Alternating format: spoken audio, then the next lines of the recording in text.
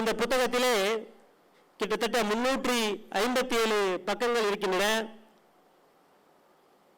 அதை 2 பாகமாக பிரித்திருக்கின்றேன்.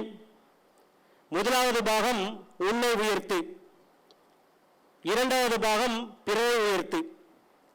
இந்த புத்தகத்தை எழுதும்போது இதை ஒரு சாதாரண சுய முன்னேற்ற புத்தகமாக தான் எழுத வேண்டும் என்று தொடங்கினேன். எழுத ஆரம்பித்த போதுதான் தெரிந்தது இது வெறும் சுய முன்னேற்ற புத்தகம் அல்ல, இது ஒரு சுய சர்வையின் மூலம் மாணவர்களையும் இளைஞர்களையும் ஊக்கப்படுத்துகின்ற ஒரு புத்தகம் என்று உருப்பெற்றது.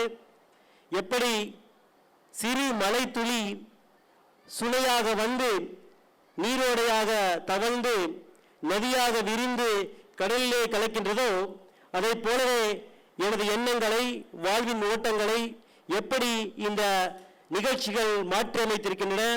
எப்படி ஒரு சாதாரண நடுத்தரத்திற்கும் கீழே இருக்கின்ற ஒரு ஏழை மாணவன் தனது வாழ்விலே ஏற்படுகின்ற சவால்களையும் சிரமங்களையும் படிப்படியாக கடந்து வர முடியும் என்ற எனது அனுபவத்தை என்னை போன்ற நடுத்தர குடும்பத்து மாணவர்களுக்கு பகிர்ந்து கொள்ள வேண்டும் என்று என்னுடைய அளப்பரியா ஆவலின் ஒரு வெளிப்பாடுதான் இந்த புத்தகம்.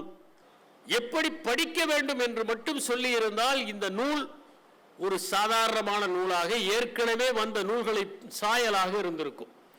ஆனால் தான் எப்படியெல்லாம் சிரமப்பட்டோம் என்கின்ற சுயசரித குறிப்புகளை சிறிதும் மிக இல்லாமல் சிறிதும் பெருமிதம் இல்லாமல் மிகுந்த தன்னடக்கத்துடன் மிகுந்த பணிவுடன் இந்த நூலிலே அவர் பதிவு செய்திருக்கிறார். எப்போதுமே மனிதர்களிடம் குறைவாக இருப்பது நன்றி உணர்வு. நாம் யாரையாவது முன்னுதாரணமாக கொண்டாலோ யாருடைய தாக்கத்தினால் உயர்ந்தாலோ அதையெல்லாம் நாம் வெளியே சொல்வதில்லை. தனிப்பட்ட முறையில் வந்து சொல்வார்கள், நீங்கள் எனக்கு வழிகாட்டினீர்கள் என்று. ஆனால் ஒரு அவையின் முன்னால், அனைவரின் முன்னால் அதை சொல்ல மாட்டார்கள். ஆனால் இவர் நூலின் தொடக்கத்திலேயே யார் யார் இவர் மீது தாக்கத்தை ஏற்படுத்தினார் என்பதை சொன்னதோடு பல இடங்களில் சில ஆளுமைகளை இவர் குறிப்பிட்டு சொல்லியிருக்கிறார். இந்த நன்றி அறியும் உணர்வுதான் இவரை இந்த நிலைக்கு கொண்டு வந்திருக்கிறது என்று நான் கருதுகிறேன். எந்த மனிதன் நன்றியுணர்வோடு இருக்கிறானோ அவன் சாதனைகளை எளிதில் அடைந்துவிட முடியும். ஏனென்றால் சிசுரோ குறிப்பிடுவதைப் போல எல்லா நற்பண்புகளுக்கும் தாய் நன்றியுணர்வுதான். நன்றியுணர்வு இல்லாத மனிதனிடம் எதையும் பார்க்க முடியாது. தாரோஷிகா காப்பாற்றிய மாலிக் ஜீவன் என்பவனே தாரோஷிகாவை காட்டிக் கொடுத்து விடுகிறான். வரலாறு என்பது வர்க்க தகராறு ஒரு பக்கம், இன்னொரு பக்கம் துரோகங்களின் தொகுப்பாகவும் இருப்பதை நாம் பார்க்கிறோம். ஒரு வகையில் பார்த்தால் எளிய மக்களுக்கு செய்வதும் ஒரு துரோகம் தானே, அந்த வகையில் ஒரு துரோக தொகுப்பாகவும் இருக்கிறது. அப்படிப்பட்ட ஒரு சூழலில் நன்றி உணர்வு மிகுந்தவராக இருப்பதோடு அவருடைய தாய் சின்னத்தாய் அவர்களையும் தந்தை வரதராஜன் அவர்களையும் தொடர்ந்து அவர் எழுதி அவர்களுக்கு தன்னுடைய நன்றி மலர்களை காணிக்கையாக்கி கொண்டே இருக்கிறார். அவர் பட்ட சிரமங்களை எல்லாம், அவர்கள் அளித்த பங்களிப்புகளை எல்லாம் வரிவிடாமல் அவர் தெரிவித்திருக்கிறார். தனக்கு உதவிய நண்பர்களை, தனக்கு வழிகாட்டிய ஆசிரியர்களை, தவறாக எழுதியதற்காக கன்னத்தில் அறைந்த ஆசிரியர்களை எல்லாம் எழுதி தன்னுடைய வாழ்க்கையில் அப்படிப்பட்டவர்கள்தான் மாற்றங்களை, மறுமலர்ச்சியை, முன்னேற்றத்தை முகிழ்க்க வைத்தார்கள் என்பதை இந்த நூலிலே பதிவு செய்திருக்கிறார். எனவே இந்த நூலை திரு பாலபாரதி அவர்கள் குறிப்பிட்டதைப் போல ஒரு நாவலை படிப்பதைப் போல நாம் படித்துவிட முடியும். அந்த அளவிற்கு இதை சுவையாக எழுதியிருக்கிறார். வெறும் கட்டுரைகளாக இல்லை, ஒரு கதையைப் போல ஒரு கதை அம்சத்தோடு இதை எழுதியிருக்கிறார். எனவே பக்கங்களோடு 350 பக்கங்கள், 349 ரூபாய். அது மட்டுமல்ல, இதிலே வருகிற தொகையை கூட எளிய மக்களுக்காக பயன்படுத்துவேன் என்று ஒரு வாக்கு மூலமும் கொடுத்திருக்கிறார். நீங்கள் எந்த எளிய மக்களுக்கு பயன்படுத்த வேண்டும் என்று விரும்புகிறீர்களோ அவர்களை நாங்கள் தேர்ந்தெடுத்து கொடுக்கிறோம் என்பதை மட்டும் இந்த நேரத்தில் சொல்லிக் கொள்கிறேன்.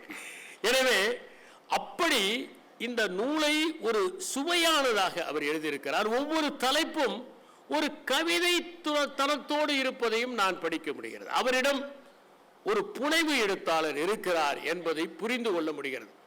இப்போது நாம் வெளியிட்டிருப்பது கருவிலிருந்து கலெக்டர் வரை.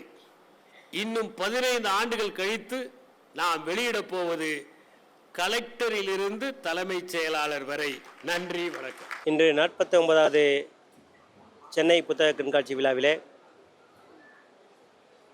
தமிழக அரசின் முன்னாள் தலைமைச் செயலாளர், இளைஞர்களின் விடிவெளியாக கருதப்படுகின்ற திரு வி. இறையன்பு ஐஏஎஸ் அவர்களின் தலைமையிலே எனது முதல் புத்தகமான கருவில் இருந்து கலெக்டர் வரை என்ற புத்தகத்தை வெளியிட்டு இருக்கின்றோம்.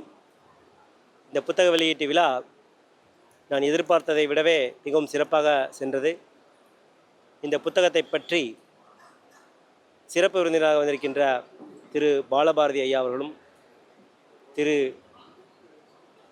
சுதந்திர பாண்டியன் ஐயா அவர்களும் மிக சிறப்பாக உரையாற்றினார்கள். மேலும் தலைமை விருந்தினராக இருக்கின்ற திரு வி. இறையன்பு ஐஏஎஸ் அவர்கள் கூட இந்த புத்தகத்தை இலை இலையாக அனுபவித்து திறனாய்வு செய்து வாழ்த்துரை வழங்கியிருக்கின்றார். அவரின் அந்த வாழ்த்துக்களுக்கும் அவரின் திறனாய்வுக்கும் மிகவும் நன்றி. இந்த புத்தகம் இளைஞர்களுக்கு மிகப்பெரிய ஊக்க சக்தியாக இருக்கும், ஒரு வழிகாட்டியாக இருக்கும் என்பதை அவர் உறுதி செய்திருக்கிறார். பொதுவாக புத்தகங்களின் பக்கங்களை நாம் புரட்டுவதுண்டு. ஆனால் இந்த புத்தகம் மனிதர்களை புரட்டி போடும் என்ற வாசகத்தை சொல்லியிருக்கிறார். எனவே இளைஞர்களுக்கும் மாணவர்களுக்கும் அவர்கள் வாழ்க்கை நல்ல வகையிலே புரட்டி போடும் இந்த புத்தகமாக இருக்கும் என்று நம்புகிறேன். எனவே பெற்றோர்களுக்கும் இந்த புத்தகம் அவர்கள் குழந்தைகளுக்கு பரிசளிப்பாக கொடுக்கும் வகையிலே சிறந்த புத்தகமாக வெளிவந்திருக்கிறது. இந்த புத்தகம் கண்டிப்பாக மக்களிடையே ஒரு நல்ல மாற்றத்தை ஏற்படுத்தும் என்ற நம்பிக்கை எனக்கு இருக்கிறது. வாழ்த்துக்கள். நன்றி.